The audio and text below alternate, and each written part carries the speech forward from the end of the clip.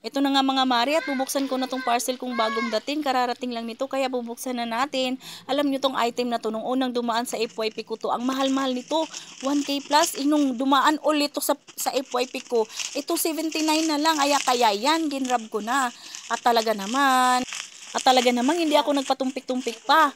Kaya in-order ko na kaagad ito. Ayan, air cooler fan nga pala ito dahil magsa-summer na. Kailangan talaga ng anak ko to dahil bawal siyang pagpawisan dahil may history siya sa baga sa likod. Kaya ayan, bawal pagpawisan yung likod niya. Kaya kailangan talaga niya to. At ito nga pala ang kasama niya.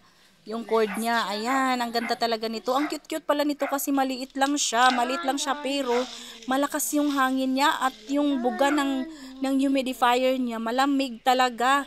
Ayan o, try natin to. Ayan o, isa pa lang yan. Malamig talaga siya at mahangin ha, malakas pala kahit maliit.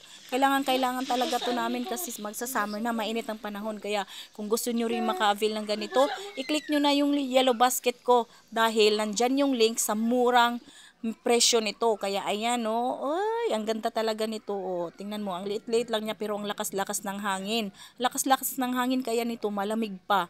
Kung lagyan niyo ng yelo yung tubig niya, mas malamig kung lalagyan niyo ng yelo pero pwede naman hindi. Ayan oh, 'di ba? Maliit lang pero malakas. Tamang-tama talaga to ngayong summer. Hindi ka na maiinitan. Ayan oh, kaya bumili ka na. Sige na.